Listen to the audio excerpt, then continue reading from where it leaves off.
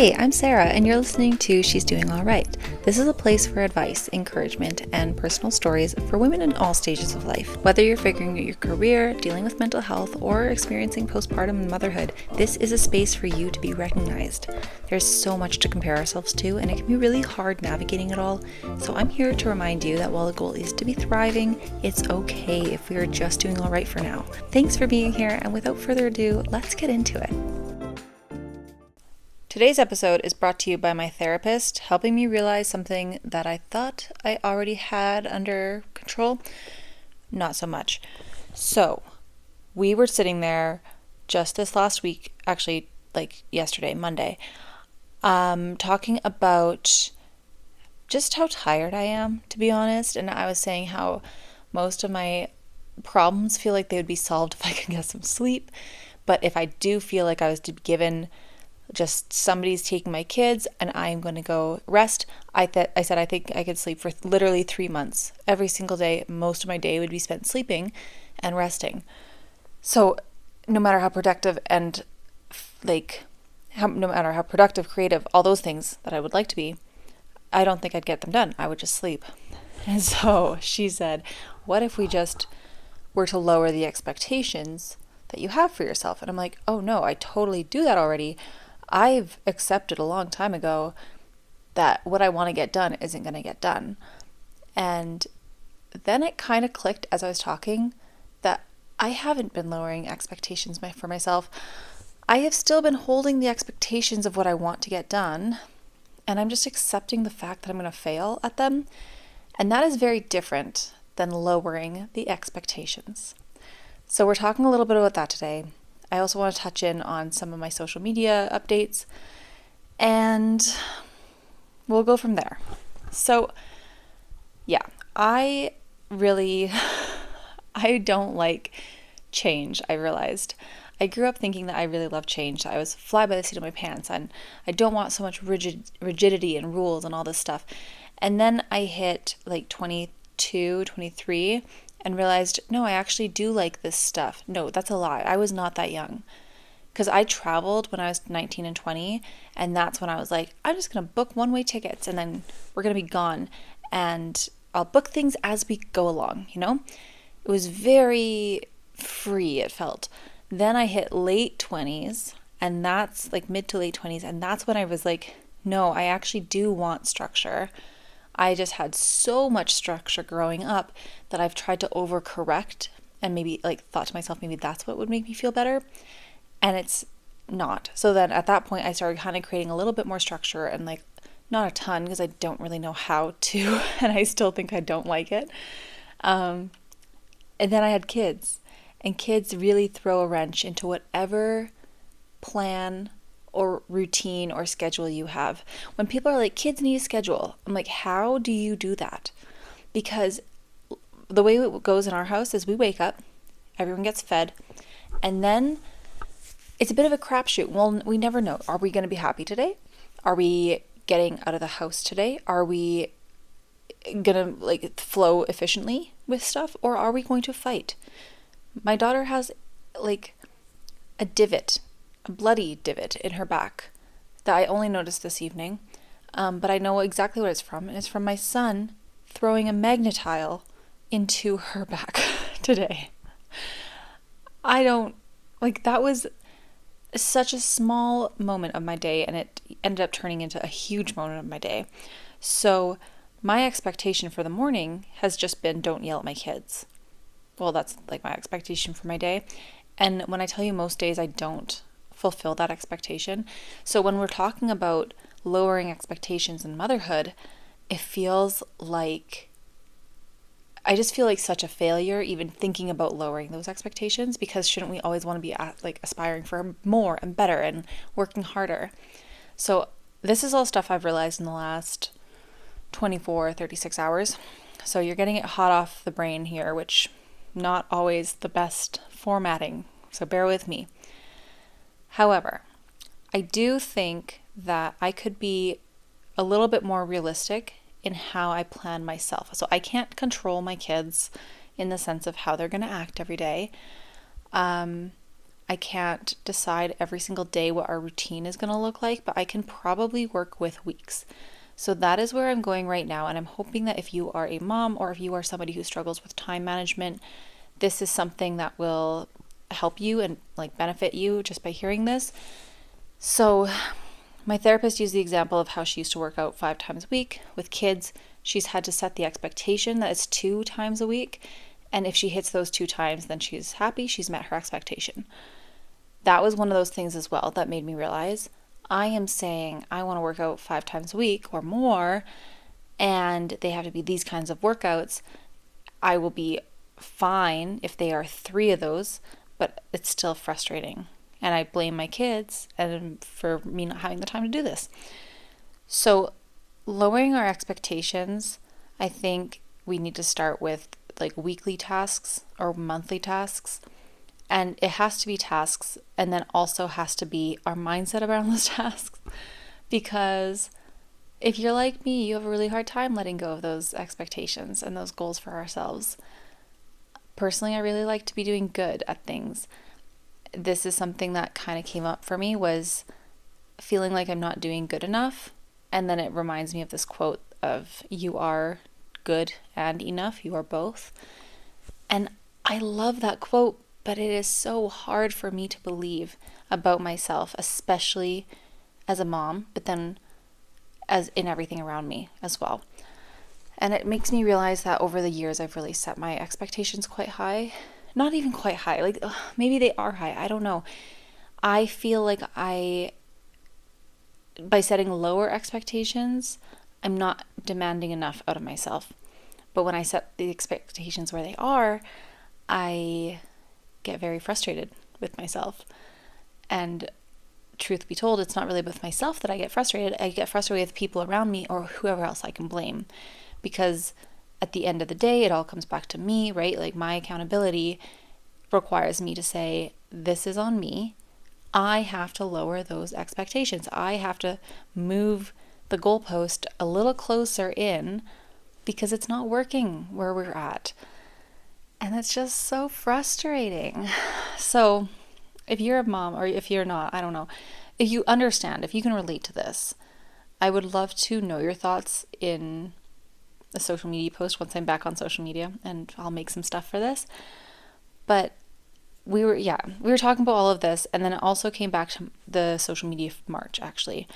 This kind of ties into that. So I told her how I'm off social media told my therapist that I'm off social media for the month, and that I did it because of the anxiety and the astrology, all this stuff, which, by the way, side note, if you have been feeling crazy stressed and overwhelmed and tired and anxious, it's the astrology.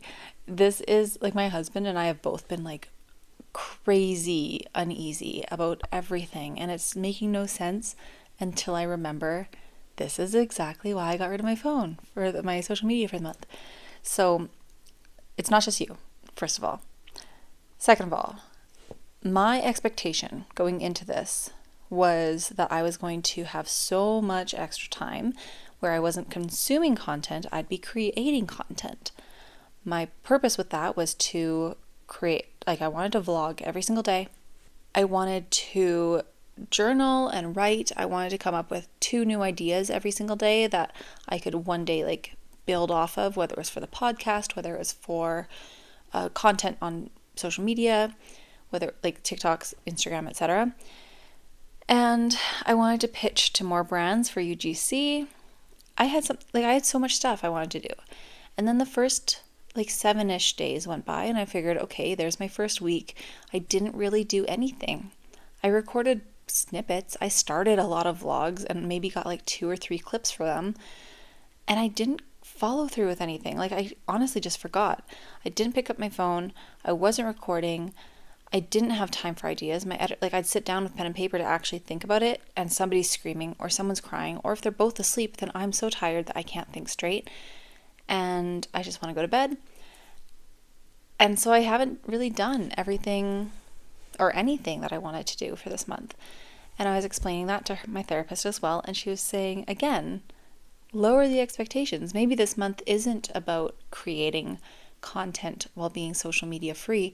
Maybe it's just about observing our emotions or observing our habits and all of this. And that leads me into my third point, or whatever this point is. But I've realized now that social media, yes, it is a huge connection for me.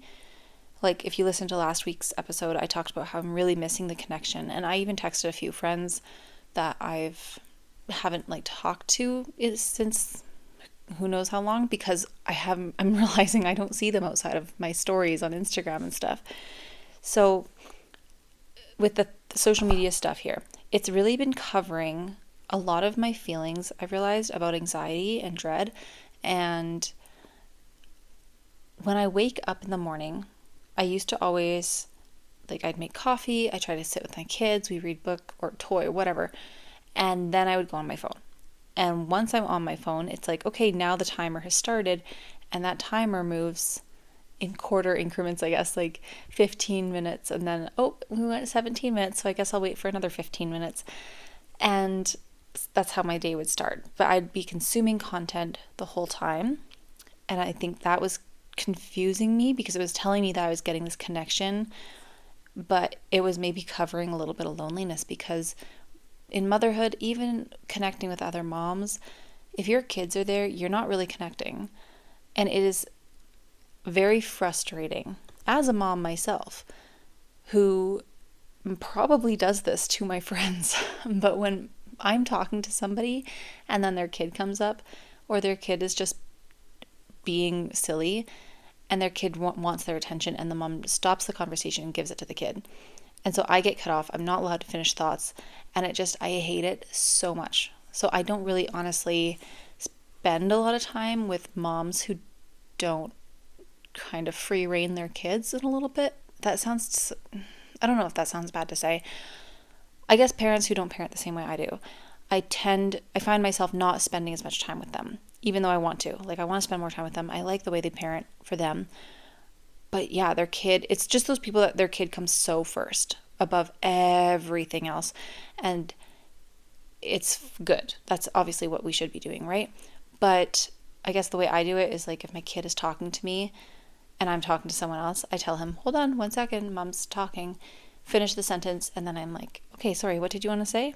And I'm trying to teach him a little bit of understanding, respect, and just the fact that he can't just interrupt everything. I hate being interrupted so much, especially when I'm taking a minute to get a sentence out and somebody else says oh, great, I've got an idea. Just shut up. So when kids interrupt us, it really drives me nuts. And I get it. They're 3. They're going to interrupt. But I do find that I don't hang out with as many moms because of that. And that's on me. And I'm working on that. I have my group, couple, mom friends who are so good about kind of parenting the same way, in the sense of that they're teaching their kids they also have to wait. And I'm not talking we finish a conversation, we finish our sentence. We tell our friend, because as a mom, we're going to understand. As a human being, you're going to understand, right? Anyway, kind of getting off topic there. So social media is covering a little bit of my loneliness. I didn't realize that I feel a little bit lonely, but I don't feel lonely in the sense that I want spending more time with people. I want to spend time with myself, and I don't get that. And I can't get that regardless. So then I pick up my phone and I open up my apps so that I can spend time with other people who are going through similar things that I am going through. And then I feel connected. That's my little pattern that I've settled on for so far. Then the other thing is that I was walking my son to school the other day, and I just felt so anxious. I felt so tired. I was so, I feel heavy. In the pit of my stomach this last couple of weeks, I've just felt heavy. And a few times I thought it was about, I'm just feeling that fear of missing out. I'm feeling anxiety because I don't have my phone. I want to know what other people are going up, what are they up to? Then I realized, okay, no, I'm bored. And then following that is how long have I been bored? How long have I just been feeling so meh, and I'm letting my phone cover that for me? Because I think of all the things that I would have filmed lately. If I had pictures that I've posted or taken of my coffee or of my facials, little video clips, funny things my son has said that I'll write down for us, but I don't take a video of it because I'm not going to post it on my story in like 2 months or 2 weeks, whatever.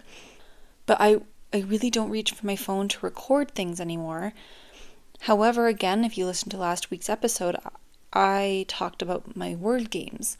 And I've been spending so much time, significantly less screen time, but still a lot of time in those word games, which tells me I'm still using my phone to hide out from stuff. So I've been using this last couple of days, I'd say, which it feels like way longer than that. But the last couple of days, I've been really trying to think about the emotion that is coming up when I go to reach for my phone and just giving myself pause.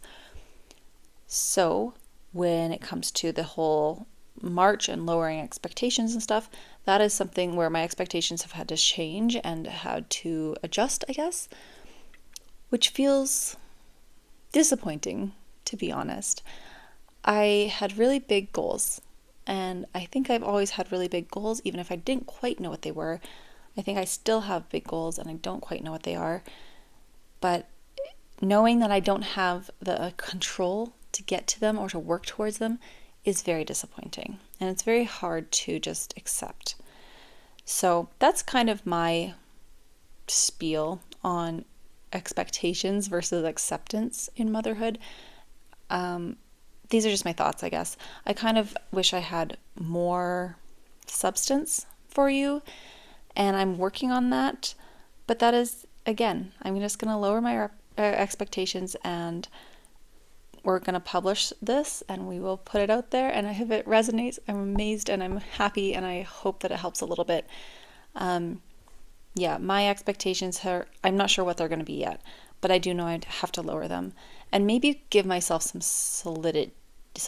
Is that the right word? I don't know. I'm looking at a picture where I say, like, I know what I want to work at, but I don't actually have it written down. And I think I can do better at that. I think I can give myself a little bit more clear goals, and then that makes things a lot easier when it comes to meeting those expectations and not feeling like I let myself down. However, I do know myself. Once I meet those expectations, I'm going to want to set that bar higher. And for me, I'll set that expectation and then go ahead and chase it within a week. Like, let's go faster. Let's move harder now. And it's 1 week in. That's not how life works. That's definitely not how motherhood works. So here we are, just learning to accept it. And my therapist also made a good point about how it's grief. We have to grieve the version of us that we don't get to experience. And that's okay too. So that's it. I don't know if I have anything good here. I'm going to post it anyway, and I hope that it resonates a little bit for some of you. If you have any thoughts, or if you'd like to clarify my thoughts for me, feel free to send me a message. The email's down below. You can follow me on the Instagram and TikTok. I will be back there in April. I can't wait. And hopefully in the meantime, I can get some more clarity on lowering our expectations and accepting the fact that we're maybe still not going to meet them. But let's be a little bit more realistic in our lives every single day and go from there. Okay. That's all. Thanks for listening. I hope you have a wonderful evening. And just a reminder that we are doing all right. Even when our bar feels like it's on the freaking floor, we're still doing all right. Okay, love you. Bye.